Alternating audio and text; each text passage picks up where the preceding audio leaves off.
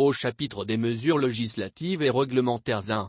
Sur le rapport du ministre de la Justice et des Droits de l'Homme, garde des Sceaux, le Conseil des ministres a adopté à point un projet de naturalisation décret portant acquisition de la nationalité malienne par voie au profit de M. Elka Séraphin Ossacre et 7 autres. Les conditions d'acquisition de la nationalité malienne par voie de naturalisation sont prescrites par la loi N-2011-087 du 30 décembre 2011 portant Code des personnes et de la famille. Les demandeurs concernés remplissent tous les conditions fixées par le Code des personnes et de la famille. Le projet de décret adopté accorde ainsi la nationalité malienne par voie de naturalisation aux personnes ci-après. M. Elka Séraphin Ossacre, de nationalité togolaise. Mme Afitoulassi, de nationalité togolaise. M. Aboudou Rafi Ouabre, de nationalité togolaise. Mme Saada Apoudjak, de nationalité togolaise. M. Abekoni Klous, de nationalité togolaise. M. Sodok Ponklouvi, de nationalité togolaise. Mme Adjovi Atson, de nationalité togolaise. M. Kossi Apedo, de nationalité togolaise. B. Projet de texte relatif à la création, à l'organisation et aux modalités de fonctionnement du pôle national de lutte contre la cybercriminalité. L'essor des technologies de l'information et de la communication favorise le développement économique, industriel et social des pays. Il incite la production et améliore la qualité des prestations de services. Cependant, l'utilisation malveillante des réseaux sociaux peut entraîner des conséquences très graves. Ils sont devenus un espace où nul n'est à l'abri des attaques contre sa personne et sa propriété, de l'escroquerie et d'autres infractions du genre. Le rythme rapide de l'évolution de la cybercriminalité rend difficile l'appréhension des malfaiteurs.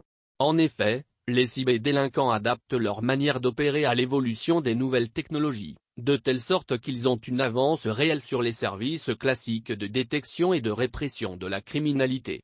Pour faire face à ce phénomène, le gouvernement a décidé, à l'instar des pôles économiques et financiers en matière de lutte contre la corruption et du pôle judiciaire spécialisé en matière de lutte contre le terrorisme et la criminalité transnationale organisée, d'opter pour la création d'un pôle judiciaire spécialisé en matière de lutte contre la cybercriminalité. Les projets de texte adoptés instituent, au tribunal de grande instance de la commune Yves du district de Bamako, le pôle judiciaire national spécialisé en matière de lutte contre la cybercriminalité qui aura une compétence nationale et exclusive pour les infractions dans ce domaine. Leur adoption permettra de déterminer les modalités de poursuite, d'instruction et de jugement dans le cadre de la lutte contre la cybercriminalité, de préciser les compétences de la brigade spécialisée et des assistants en matière de lutte contre la cybercriminalité, d'apporter une meilleure cohérence et une plus grande efficacité dans la lutte contre la cybercriminalité. 2. Sur le rapport du ministre de l'économie et des finances, le Conseil des ministres a adopté a. Un projet de loi portant modification de l'ordonnance N-2020-020/PTRM du 31 décembre 2020 portant création de la société d'exploitation des mines d'or de Yatela Société Anonyme. B. Un projet de décret portant rectificatif au décret N-2020-0365/PTRM du 31 décembre 2020 portant approbation du contrat de cession d'actions de la société d'exploitation des mines d'or de Yatela Société Anonyme et approbation des avenants. La société d'exploitation des mines d'or de Yatela Société Anonyme a été créée par l'ordonnance N-2020-020/PTRM du 31 décembre 2020 dans le cadre de la mise en œuvre des conditions suspensives du contrat de cession d'actions signé entre le gouvernement de la République du Mali et la société Sadex Société Anonyme et Yatela Société Anonyme. Le contrat de cession et le premier avenant audit contrat ont été approuvés par le décret N-2020-0365/PTRM du 31 décembre 2020. L'application de l'ordonnance du 31 décembre 2020 a révélé des insuffisances portant essentiellement sur la prise en compte des modalités et des conséquences des transferts d'actions et de patrimoine entre les sociétés au regard de la spécificité des conditions de création de la société d'exploitation des mines d'or de Yatela Société Anonyme.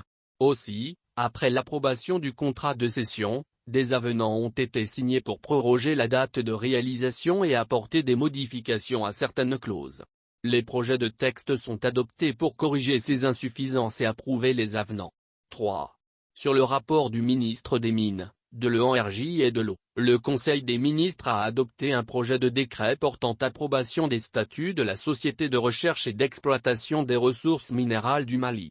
La Société de recherche et d'exploitation des ressources minérales du Mali a été créée par l'ordonnance N-2022-016/PTRM du 8 septembre 2022.